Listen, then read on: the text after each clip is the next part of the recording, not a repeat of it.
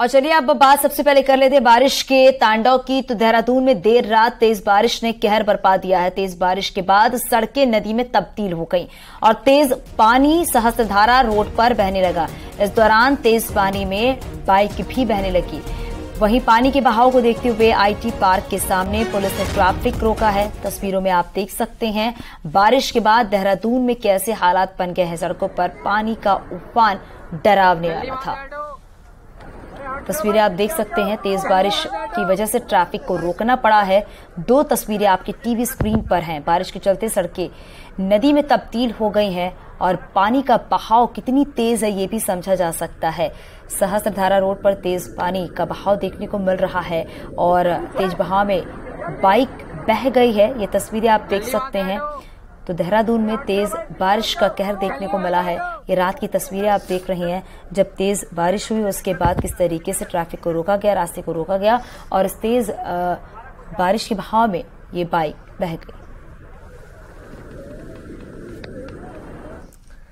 देहरादून में देर शाम भारी बारिश हुई है और बारिश के बाद तबाही की तस्वीरें आने लगी हैं। यहां राजीव नगर कंडौरी में रिस्पना नदी उफान पर है। यहां एक दुकान नदी में समा गई।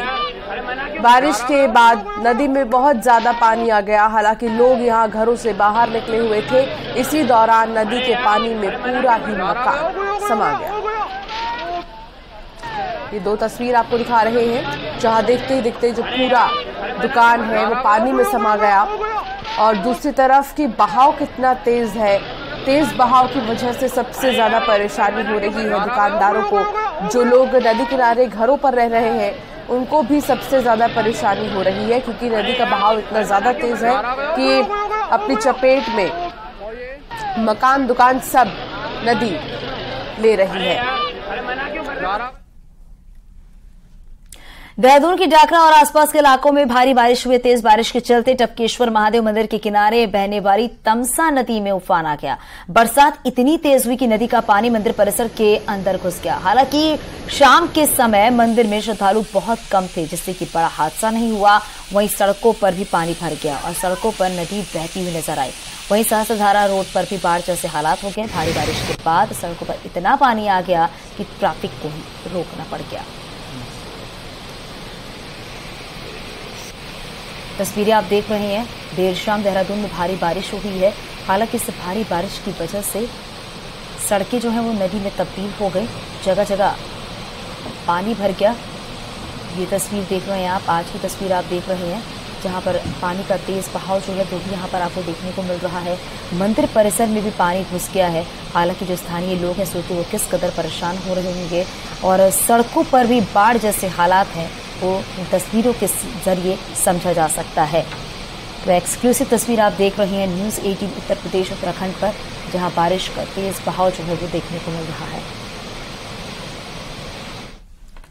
पहाड़ों पर हो रही लगातार बारिश खतरनाक साबित हो रही है। ऋषिकेश के पास शिवपुरी क्षेत्र में बांदल गांव के बहने वाला बरसाती नाला उफान पर है जिसकी चपेट में ब्लू हेवन टूरिस्ट कैंप आने से एक शख्स चपेट में आ गया और उसमें काम करने वाला शख्स लापता बताया जा रहा है। लापता शख्स की तलाश अभी की जा रही है। तो ये देखिए तस्वीर, तबाही की तस्वीर है। टूरिस्ट कैंप में काम करता था एक शख्स जो इसी में बह गया। शिवपुरी में उफान पर बरसाती नाला जिसके चलते यहाँ के लोगों को सबसे ज्यादा परेशानी हो रही है। एक्सक्लूसिव तस्वीर आपको दिखा रहे हैं। बांदल गांव के पास उफान पर नाला बह रहा है। देहरादून में बारिश के बाद नदियां उफान पर है। वहीं प्रेमनगर की टॉन्स नदी में दो लड़के फंस गए और ये दोनों लड़के पिकनिक मनाने टॉन्स नदी में आए थे। इस दौरान वो पानी के तेज बहाव में बह गए। वहीं सूचना के बाद मौके पर पहुंची पुलिस ने रस्सी के जरिए लड़कों का रेस्क्यू किया। रेस्क्यू करने में पुलिस को कड़ी मशक्कत करनी पड़ी। प्रेमनगर थाना क्षेत्र की टॉन्स नदी की पूरी घटना बताई जा रही है। देखिए किस तरीके से इस शख्स का रेस्क्यू किया गया है। कड़ी मशक्कत के बाद पुलिस ने इस शख्स को बाहर निकाला।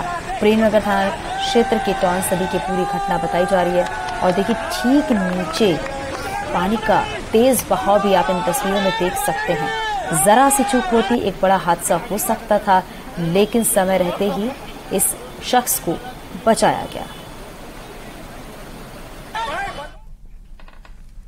देहरादून में बारिश से भारी नुकसान हुआ है। शांति विहार में घरों में बारिश का पानी घुस गया है। टपकेश्वर महादेव मंदिर परिसर में भी पानी भर चुका है। इसके साथ ही राजीव नगर में रिस्पना नदी उफान पर है। मालदेवता फार्म के पास पुल से सटी जमीन भी धंसी है। तो राजधानी के इलाके में बारिश ने जमकर कहर बरपाया है और आज भी तेज बारिश का अलर्ट जारी है।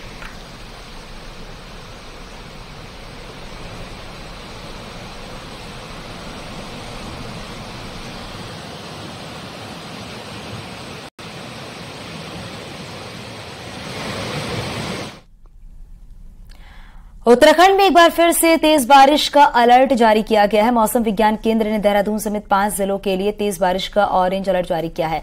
टिहरी, पौड़ी, नैनीताल, चंपावत, उधम सिंह नगर में तेज बारिश का अलर्ट है। आपको बताते चले, कल देर रात दून के कई इलाकों में जबरदस्त बारिश हुई है। वहीं आज देहरादून में स्कूल और आंगनबाड़ी केंद्र बंद रहेंगे। तेज बारिश के अलर्ट को देखते हुए ये फैसला लिया गया है। उधम सिंह नगर में तेज बारिश का अलर्ट है। कल देर रात दून के कई इलाकों में बारिश हुई है। और चलिए देहरादून आपको लिए चलते, सहयोगी भारती सकलानी हमारे साथ जुड़ गई हैं। भारती, आज क्या हालात देखने को मिल रहे हैं? हालांकि अब ये भी है कि मौसम विज्ञान केंद्र की तरफ से मौसम को लेकर अलर्ट जारी किया गया तेज बारिश को लेकर। अभी क्या हालात है वहां पर, किस तरीके के? देखिए, जैसा कि मौसम विज्ञान केंद्र की तरफ से दिया ही गया था 72 घंटे का अलर्ट, कल हमने देखा किस तरीके से तेज बारिश हुई। और देर रात में ही अगर सहस्त्रधारा इलाके की बात की जाए तो वहां पर 3 घंटे के अंदर ही 280 mm से ज्यादा की बारिश रिकॉर्ड में आ चुकी है। नुकसान आपने अभी बताया किस किस जगह पर कहां पर नुकसान हुआ है, ये वो इनपुट है जो अभी तक हमारे पास आया है। लेकिन इस वक्त मैं जिला आपदा कंट्रोल रूम में मौजूद हूं और यहां पर लगातार फोन कॉल्स आ रहे हैं। सहस्त्रधारा का इलाका, मालदेवता का इलाका हो, इसके अलावा कैंट के कुछ एरियाज में जबरदस्त बारिश हुई है। और उस बारिश के बाद जो नुकसान हुआ है वो यहां पर रिकॉर्ड में अब आ रहे हैं। जिला आपदा कंट्रोल रूम में मैं इस वक्त मौजूद हूं और मैं चाहूंगी कि यहां पर जो ये फोन कॉल्स आ रहे हैं वो हम आपको बताएं। सर, अभी तक कहां से कॉल आ चुके हैं और आप लगातार बात कर रहे हैं, कहां पर नुकसान हुआ है? अभी तो मैडम जोड़ी गांव से हुआ है। अभी एक मकान गिर गया पार्षद जी और बताया वार्ड नंबर 2 में अभी एक मकान गिर गया है, उसकी सूचना आई है। अच्छा, इसके अलावा जल भराव की भी समस्याएं जो हैं वो भी शिकायतें लोग आप पहुंचा रहे हैं? जी आ रही है, जल भराव की भी सूचनाएं आ रही हैं। तो मालदेवता इलाका हो गया, इसके अलावा सहस्त्रधारा इलाका हो गया, शांति विहार, अमन विहार, ये वो इलाके हैं जहां पर लगातार बारिश की वजह से लोगों के घरों में पानी घुस गया है। टपकेश्वर महादेव मंदिर के में भी अगर बात करें, तमसा नदी वहां पर पूरी तरह से उफान पर है और मंदिर का एक हिस्से की जो सुरक्षा दीवार थी वो भी वहां पर इस बारिश की वजह से ढह गई है। इसके अलावा आज मौसम विज्ञान केंद्र की तरफ से यह कहा गया है कि ऑरेंज अलर्ट रहेगा। देहरादून समेत 5 जिलों में यह अलर्ट जारी किया गया है और खासतौर पर यह कहा जा रहा है कि इस बारिश की वजह से कई जगह पर अभी नुकसान हो सकता है। और इसी को देखते हुए स्कूल में आज छुट्टी, देर रात डीएम ने जब बारिश हुई जो रेड अलर्ट दिया गया उसके बाद आज के लिए स्कूलों में छुट्टी और आंगनबाड़ी केंद्रों में छुट्टी कर दी गई है। बिल्कुल भारती, लेकिन वहां पर जब आप लोगों से बात भी कर रही हैं, वहां जो कर्मचारी इस वक्त मौजूद हैं, सबसे ज्यादा फोन कॉल्स उनको किस एरिया से आ रहे हैं और क्या कंप्लेंट्स उनको मिल रही हैं? क्योंकि देखिए बारिश बहुत ज्यादा है, तो जो दर्शक अभी हमें सुन रहे हैं और जो आज बाहर निकलने वाले हैं या जो पर्यटक देहरादून जाने वाले हैं, उनके लिए क्या सावधानी बरतनी है? देखिए, पहले तो मैं साफ कर दूं कि पूरे देहरादून में बारिश नहीं हुई है। देहरादून के कुछ इलाकों में बारिश हुई है, जैसे कि सहस्त्रधारा इलाका, मालदेवता इलाका, कैंट का इलाका और मसूरी क्षेत्र के कुछ एरिया जो से सटे हुए हैं, वहां पर ये तेज बारिश देखने को मिली है और इसकी वजह से नुकसान हुआ है। आपने पूछा कहां से कॉल आ रही है, कॉल इन्हीं इलाकों से ज्यादातर आ रही है और सबसे ज्यादा जो कॉल आ रही है वो आ रही है पानी भरने की। लोगों के घरों में पानी घुस गया है इन इलाकों में। सहस्त्रधारा आईटी पार्क के इलाकों में पूरी तरह से सड़कें यहां पर नदी में तब्दील हो गई। बाढ़ जैसे हालात यहां पर जो 3 घंटे की बारिश हुई कल देर शाम, उसके बाद देखने को मिले हैं और जगह जगह पर यहां पर गाड़ियां फंस गई, लोग यहां पर फंस गए थे। कुछ और कर्मचारी भी हैं, उनसे भी हम यहां पर बात करते हैं। सर, आपके पास भी लगातार कॉल आ रहे हैं, यहां पर कहां से आई हैं अभी तक सूचनाएं? मैडम, जोड़ी गांव, बिस्ट गांव और ये आईटी पार्क में जल भराव का था। अमन विहार में जल भराव की सूचनाएं, कई लोग फंसे भी, इस तरह की भी सूचनाएं आई। एक ये बालाजी मंदिर प्रेमनगर में 2 व्यक्ति फंसने का था तो एनडीआरएफ को अवगत करा दिया गया था। उन्होंने दोनों व्यक्तियों को सुरक्षित निकाल लिया। जैसे हालात हो गए थे आईटी पार्क वाले एरिया में, तो वहां पर भी 1-2 गाड़ियां भी इस तरह की खबरें आई कि वहां पर बह गई थी।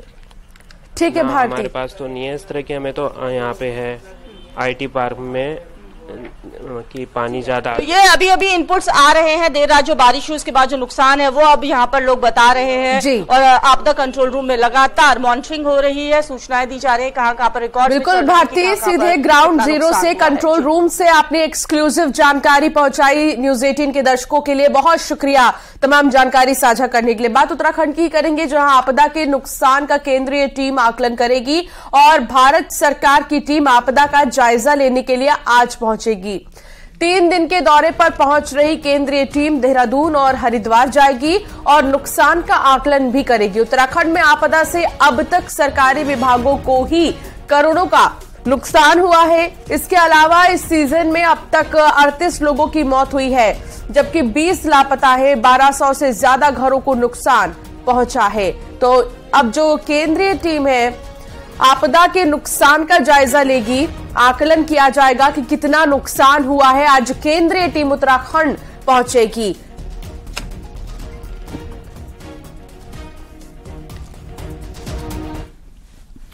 देहरादून से बड़ी खबर मिल रही है, जहां पर आज तीलू रौतेली पुरस्कार दिया जाएगा। सीएम धामी के हाथों से पुरस्कार दिया जाएगा। राज्य की 13 महिलाओं को सम्मानित किया जाएगा। इसके साथ ही आंगनबाड़ी कार्यकर्त्री पुरस्कार भी आवंटित होंगे। 34 आंगनबाड़ी कार्यकर्त्रियों को सम्मानित किया जाएगा। महिला और बाल विकास विभाग का ये कार्यक्रम है, जो कि IRDT सभागार में 11:30 बजे ये कार्यक्रम शुरू होगा।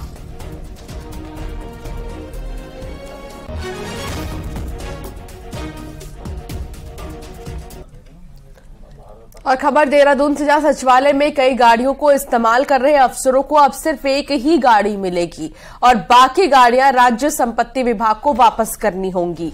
सीएम धामी के निर्देश के बाद राज्य संपत्ति विभाग ने इसका आदेश जारी किया है। यहां कई अफसरों के पास 2 या फिर 3 विभागों का भी चार्ज है और वो तीनों विभागों की गाड़ियों का इस्तेमाल कर रहे हैं। लिहाजा सरकार पर बेवजह खर्च बढ़ रहा है, जिस पर सीएम धामी ने मामले को गंभीरता से लिया और राज्य संपत्ति विभाग के आदेश में साफ लिखा है कि एक समय में एक ही गाड़ी मिलेगी, चाहे विभाग कितने भी क्यों ना हो।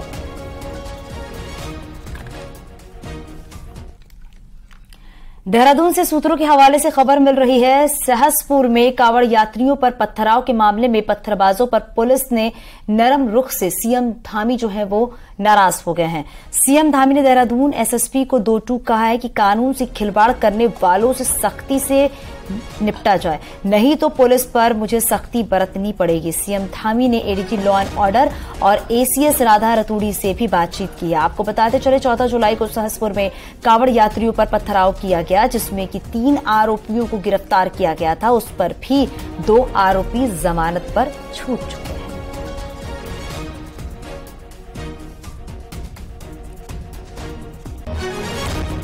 रुद्रप्रयाग के गौरीकुंड में हुए दर्दनाक हादसे के बाद दोबारा इस तरह की घटना न हो, इसके लिए गौरीकुंड के पास सभी संवेदनशील स्थानों पर बनी दुकानों को हटाने के लिए एक्शन शुरू हुआ है। जहां भी खतरे के जगह है वहां से सभी प्रकार के अवैध कंस्ट्रक्शंस को हटाने के आदेश दिए गए हैं। सालों से गौरीकुंड के आसपास रोजी रोटी चला रहे लोगों के सामने अब आजीविका का संकट पैदा हो गया है। यहाँ कुछ लोकल तो कुछ नेपाली कारोबारी हैं जो अब बहुत परेशान हैं। ले जाऊं जो मेरे यार तो खाली हो गए, जितने पैसे थे वो तो पैसे लगा दिया। अब मैं कहाँ जाऊँ, कहाँ ले जाऊँ? सिलेंडर है नीचे रजाई करते हैं पूरे सामान से। अभी बारिश आएगा तो ऐसे बर्बाद हो जाएगा। मेरे बच्चे को मैं स्कूल का फीस जमा नहीं कर पाऊंगी तो मैं क्या करूंगी सर, आप बताइए। उत्तराखंड हाईकोर्ट ने सड़कों के किनारे हुए अतिक्रमण को हटाने के आदेश दिए, जिसके बाद सरकारी अधिकारी एक्शन में दिख रहे हैं। लेकिन हाईकोर्ट के इस फैसले से वो दुकानदार परेशान है जो सालों से सरकारी जमीन पर अतिक्रमण करके बैठे थे और इन लोगों को दुकानें टूटने का डर भी सता रहा है। हल्द्वानी नैनीताल रोड पर भी कुछ ऐसी हालात है जहां सड़क के दोनों तरफ जबरदस्त अतिक्रमण है। दुकानदार हाईकोर्ट के फैसले पर अब सरकार से राहत की मांग कर रहे हैं। हल्द्वानी नैनीताल रोड पर मौजूद दुकानदारों ने सोमवार को अपनी दुकानें बंद रखी और हाईकोर्ट के फैसले का विरोध किया।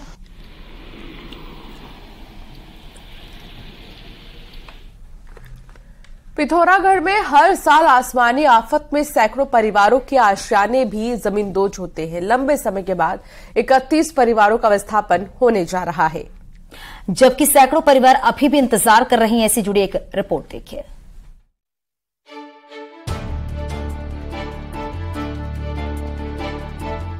पिथौरागढ़ की बॉर्डर तहसीलों के लिए शायद ही कोई ऐसी बरसात हो। धारचूला, मुंसियारी और बगापानी तहसीलों में आपदा का दर्द सैकड़ों परिवार सालों से झेल रहे हैं। ऐसे में 31 परिवारों की विस्थापना के लिए 1 करोड़ की 29 लाख की धनराशि जारी की गई है।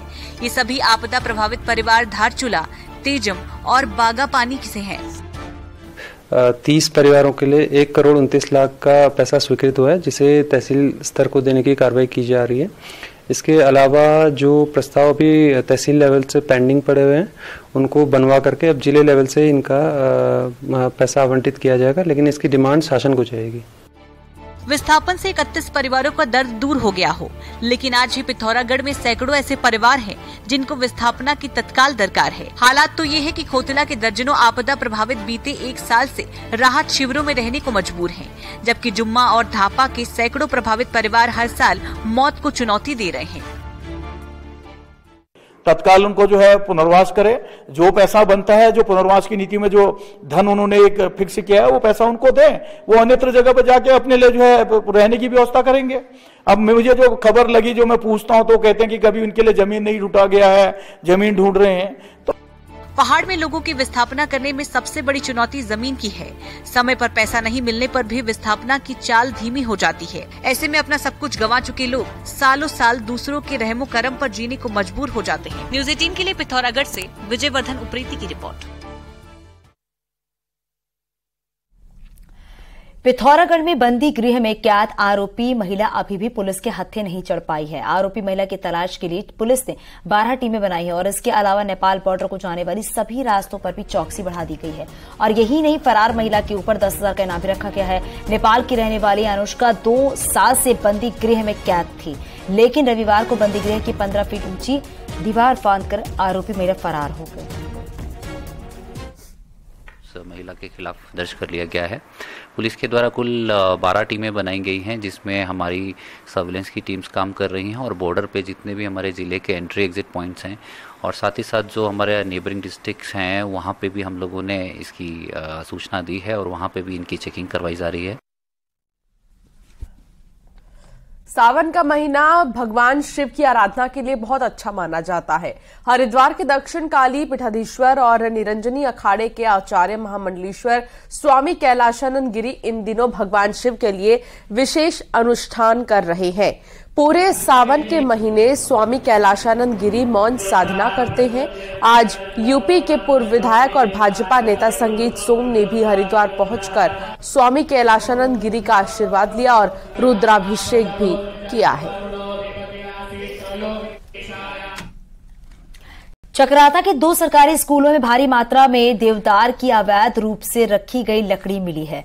दोनों स्कूल कालसी वन प्रभाग के कनासा रेंज के रजाड़ू गांव में है। सूचना के बाद वन विभाग, शिक्षा विभाग, राजस्व और पुलिस की टीम पहुंची है। राजकीय उच्च माध्यमिक विद्यालय और राजकीय प्राथमिक विद्यालय में ये लड़कियां बरामद की गई हैं। सरकारी स्कूलों में आपको बताते चले कि सरकारी स्कूल में अवैध रूप से लड़की मिलने पर बताते चले कि अवैध रूप से लकड़ी मिलने पर शिक्षक भी जांच के घेरे में आ गए हैं। जिस कमरे में लकड़ी मिली है उसको सील कर दिया गया है। कनासा रेंज के जंगल को सुरक्षा की दृष्टि से 10 फीट में बांटा गया है और यहाँ की जंगल कीमती लकड़ी से भी जाना जाता है।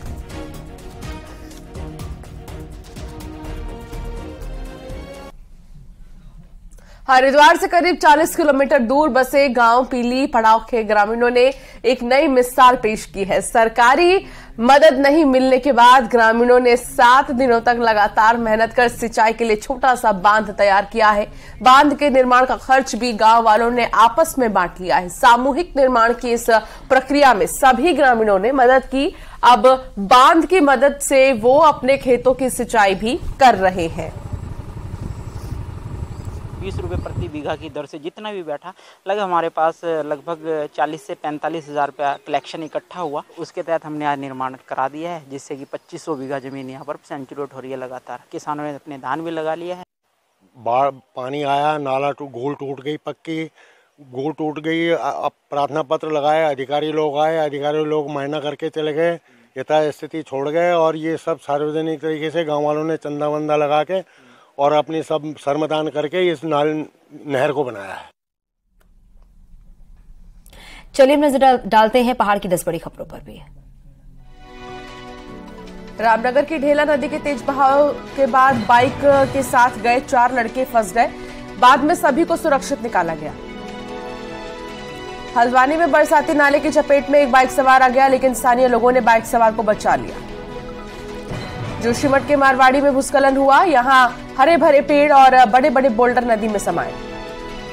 पिथौरागढ़ के धारचूला में लैंडस्लाइड में 6 लोगों की जिंदगी बाल बाल बची। लैंडस्लाइड उस समय हुआ जब डैम के पास से एक कार गुजरी। जोशीमठ में राष्ट्रीय हथकरघा दिवस के अवसर पर बीजेपी ने कार्यक्रम का आयोजन किया, जिसमें महिलाओं ने हाथों से बनी चीजों की प्रदर्शनी की। नैनीताल में बारिश के बाद 20 से ज्यादा सड़कें बंद, हल्द्वानी से नैनीताल जाने वाला हाईवे भी बंद। अल्मोड़ा में नशे की लत के चलते 2 भाई चोर बन गए। चोरी की शिकायत पर पुलिस ने आरोपियों को गिरफ्तार कर जेल भेजा। बागेश्वर पुलिस ने 3 लोगों को वन्य जीव के अंग की तस्करी करते हुए पकड़ा, तीनों के पास से भालुओं के अंग मिले। रुड़की के मंगलौर और नारसन में छापेमारी कर भारी मात्रा में लहन को नष्ट किया गया, आरोपी फरार। कांवड़ यात्रियों का दल सोमवार को हरिद्वार से गंगाजल लेकर वापस बागेश्वर लौटा, स्थानीय लोगों ने ढोल नगाड़ों के साथ स्वागत किया। और यहाँ रुकेंगे छोटे से ब्रेक के लिए। आगे देखिए सुबह 8 बजे की स्पेशल खबरें।